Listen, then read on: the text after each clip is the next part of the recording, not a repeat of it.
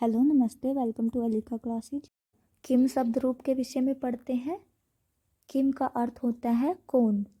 किम शब्द रूप 3 रूपों में चलता है, पुल्लिंग में, स्त्रीलिंग में, नपुंसकलिंग में। सबसे पहले किम का पुल्लिंग रूप करेंगे। किम का अर्थ होता है कौन। किम का प्रथमा विभक्ति एक वचन में होता है क, कै, कऊ, के। कै जब एक वचन में होगी। प्रथमा विभक्ति कर्ता अर्थ में प्रयोग होती है जब हम कर्ता के विषय में क्वेश्चन पूछ रहे हैं। यह काम करने वाला कौन है, यह काम किसने किया है। फॉर एग्जाम्पल, पत्र लिखा जा रहा है, हम पूछते हैं किसने लिखा है, तो कै लिखती। क्वेश्चन क्या पूछेंगे, कह लिखती, किसने लिखा है। खाना खाया किसी ने, हम पूछेंगे कै खादती, किसने खाया है। कै हंसती, कौन हंस रहा है। एक व्यक्ति की बात हो रही है तो कै आएगा, क्या आएगा, कह। एक व्यक्ति की बात होगी तो क्या आएगा, कै। कै खादती, कै हंसती, कै लिखती, कै पीबती, यानी कि एक वचन में कै आएगा। और कर्ता अर्थ में कऊ, कऊ द्विवचन में यूज होगा, दो के लिए प्रयोग होगा। कऊ लिखता, कऊ पीबता, कऊ हंसता, यानी कि कौन दो हंस रहे हैं, कौन दो लिख रहे हैं। कऊ से हमें पता चलेगा कि दो की बात हो रही है।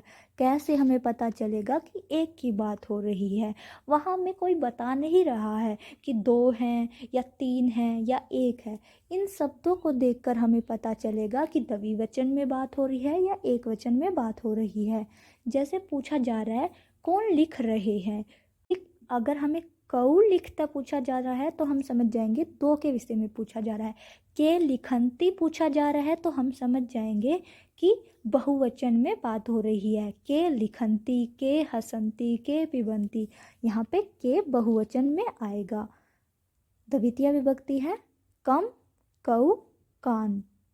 द्वितीय विभक्ति, द्वितीय विभक्ति कर्म के लिए प्रयोग होती है। कम, कऊ, कान। कम एक वचन में होगा, कऊ द्विवचन में होगा, कान बहुवचन में होगा। फॉर एग्जाम्पल, राम श्याम को देखता है।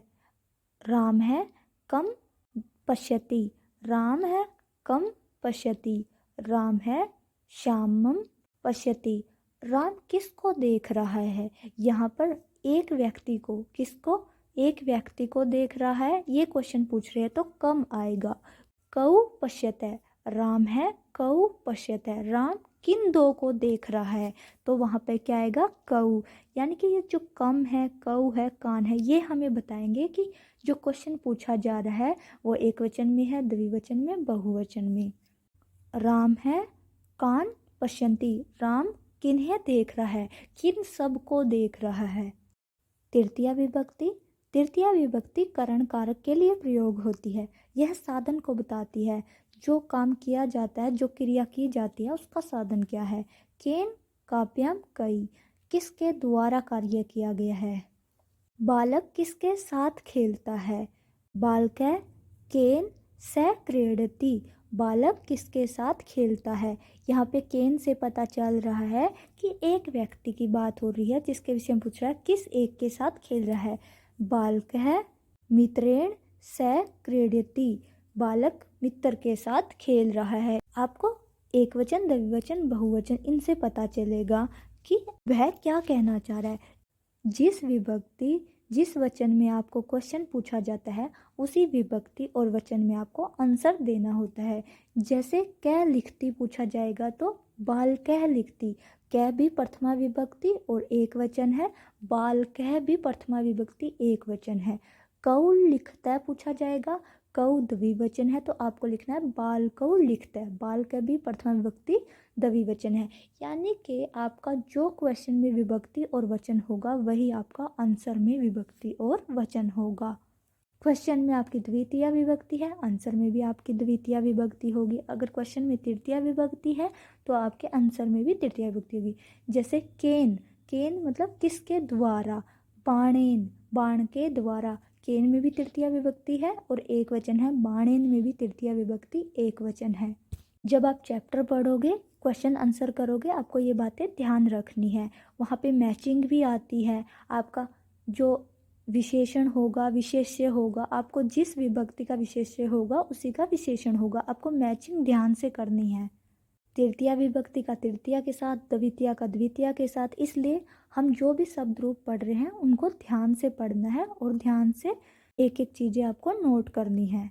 चतुर्थी विभक्ति कस्मई किसके लिए? काभ्याम किन दो के लिए? केभ्य केभ्य यानी कि सभी की बात हो रही है बहुवचन में। पंचमी है कस्मात काभ्याम केभ्य। षष्ठी कस्य कयो केसाम। सप्तमी कस्मिन कयो केसु। एक बार फिर से पढ़ते हैं।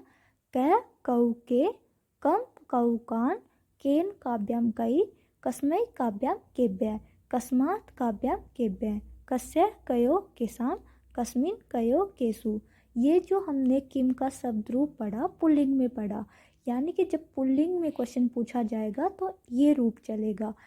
स्त्रीलिंग में होगा तो अलग रूप होगा। स्त्रीलिंग में यही नहीं पूछना। जैसे यहाँ पे क, यहाँ पे किसी लड़के की बात हो रही है, क लिखती, हमें पता है जो लिख रहा है वो लड़का ही है। अगर लड़की लिख रही होती तो हम पूछते का लिखती। अब जैसे कौ लिखता है, कौ लिखता पूछेगा, हम समझ जाएंगे लड़कों की बात हो रही है, कौन दो लड़के लिख रहे हैं। अगर लड़की के लिए होता तो के लिखता होता, क्योंकि जो किम का स्त्रीलिंग होता है उसमें द्विवचन में के होता है। किम का स्त्रीलिंग देखते हैं, किम का स्त्रीलिंग रूप कैसे होता है। प्रथमा विभक्ति है का, के, का। जब हम किम का पुल्लिंग रूप पढ़ रहे थे, प्रथमा विभक्ति एक वचन था क, कौ, के। यहाँ पे स्त्रीलिंग में है का, के, का। ये जो रूप है, जो शब्द रूप हैं, यही हमें बताएंगे कि स्त्रीलिंग की बात हो रही है, पुल्लिंग की बात हो रही है या नपुंसक लिंग की बात हो रही है। काम के का, केन काभ्याम काभि, कस्यै काभ्याम काभ्य, कस्या काभ्याम काभ्य, कस्या कयो काशाम, कस्याम कयो कासु। आप देख रहे हो किम का स्त्रीलिंग रूप पुल्लिंग से बिल्कुल भिन्न है। प्रथमा विभक्ति एक वचन है का, के, का। द्वितीय विभक्ति है काम, के, का। तृतीय विभक्ति है केन काभ्याम काभि। चतुर्थी विभक्ति है कस्याय काभ्याम काभ्य। पंचमी है कस्या काभ्याम काभ्य।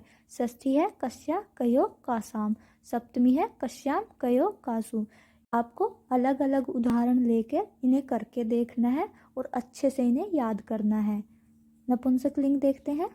किम का जो नपुंसक लिंग है इसमें प्रथमा और द्वितीय विभक्ति अलग होंगी। तृतीया, चतुर्थी, पंचमी बाकी की जो विभक्तियां हैं वो पुल्लिंग के अनुसार ही चलेंगी। नपुंसक लिंग में ऐसा ही होता है, जो प्रथमा और द्वितीय विभक्ति होती हैं वो अलग होती हैं। बाकी की जितनी विभक्तियां होती हैं वो पुल्लिंग के अनुसार ही चलती हैं। प्रथमा विभक्ति है किम के कानी, किम के कानी। प्रथमा विभक्ति में है किम के कानी। द्वितीय विभक्ति में है किम के कानी। तृतीय विभक्ति पुल्लिंग की तरह ही चलेगी, केन काभ्याम कई। चतुर्थी विभक्ति कस्मै काभ्याम केभ्य। पंचमी कस्मात् काभ्याम केभ्य। षष्ठी कस्य कयो केसाम। सप्तमी कस्मिन कयो केसु। आपने नोट किया होगा इनमें संबोधन नहीं दिया हुआ है।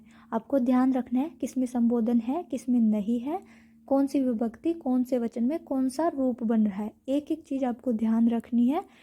इनके उदाहरण से इनको करना है, इनको याद रखना है, क्योंकि जब चैप्टर पढ़ेंगे वहीं पर किम आएगा, कभी के आएगा, कभी कानी आएगा, कभी कस्मई आएगा, कभी कस्यई आएगा, कभी कस्य आएगा।